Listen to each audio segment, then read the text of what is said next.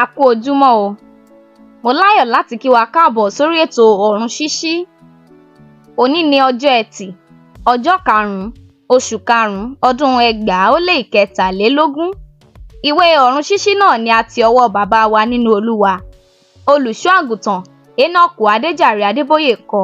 Lónìí, a ó máa gba àdúrà fún àwọn àgbààgbà. Bíbélì kíkà wa wà nínú ìwé Pétérù kínní, orí 5, ẹsẹ̀ 1 sí 4. Àkọ́sórí wa la ó rí nínú ìwé Àìsáyà, orí 54, ẹsẹ̀ 4, tí ó wí pé, àní títí dé ogbó èmi náà ni, àní títí dé ewú ni èmi ó rù yín, èmi ti ṣe é, èmi ó sì gbé e. Nítòótọ́, èmi ó rù, èmi ó sì gbàlà. Àwọn àdúrà náà nìyí. Àdúrà 1. Bàbá, o ṣeun fún àwọn àgbààgbà wa. Olúwa, o ṣé tí o fún wọn ní ẹ̀mí gígùn àti ìlera pípé. Àdúrà 2.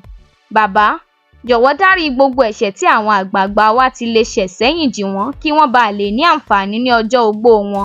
Àdúrà 3. Bàbá, jọ̀wọ́ fún àwọn àgbààgbà wa ní ọgbọ́n àti òye láti tọ́ àwọn kéékèèké sí ọ̀nà tó dára. Àdúrà 4. Jọ̀wọ́ Olúwa, tí àgbààgbà kan bá wà tí kò tíì jọ̀wọ́ ayé rẹ̀ fún ọ, jọ̀wọ́ jẹ́ kí wọ́n ní ìbápàdé pẹ̀lú rẹ kí wọ́n bá lè dé ọ̀run rere. Àdúrà 5. Bàbá, jọ̀wọ́ tu àgbààgbà kankan tó dá wà nínú.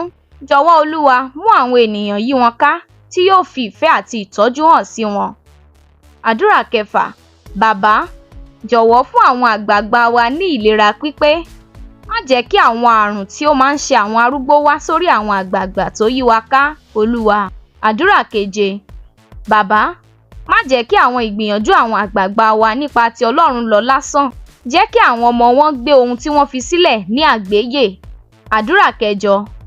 Bàbá, a béèrè fún ìṣọ̀kan láàrin àwọn àgbààgbà àti àwọn ọ̀dọ́. Ohunkóhun tó wù kó fa àìsí ìrẹ́pọ̀ láàrin àgbààgbà àti ọ̀dọ́ nínú ẹbí, ìjọ tàbí agbègbè kó bàjẹ́ nísinsìnyí ní orúkọ Jésù. Àmín. Àdúrà 9. Bàbá, jọ̀wọ́ dáhùn àdúrà àwọn àgbààgbà wa pẹ̀lú iná ní orúkọ Jésù. Àmín. Ìwé Jákọ́bù orí 5, ẹsẹ̀ 14 wípé kí a lọ sọ́dọ̀ àwọn àgbààgbà fún àdúrà nígbà tí a bá ń ṣàìsàn. Bí wọ́n ṣe ń gbàdúrà fún wa, Olúwa, jẹ́ kí àwọn àdúrà wọn jẹ́ ìtẹ́wọ́gbà kíákíá ní orúkọ Jésù. Àmín.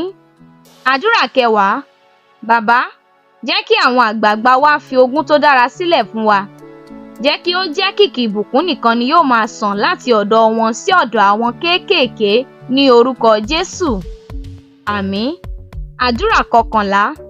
Bàbá, jọ̀wọ́ bùkún gbogbo ọmọ tí ó wù láti ṣe ìtọ́jú àwọn òbí rẹ̀ ṣùgbọ́n tí kò sí lágbára. Ní orúkọ Jésù. Àmín. Àdúrà 12. Àwọn ẹ̀bẹ̀ àdúrà ìwọ fúnra rẹ fún àwọn àgbààgbà nínú ẹbí, ìjọ àti agbègbè rẹ. Olúwa yóò ràn wá lọ́wọ́. A ó ní ọjọ́ rere ní orúkọ Jésù. Àmín.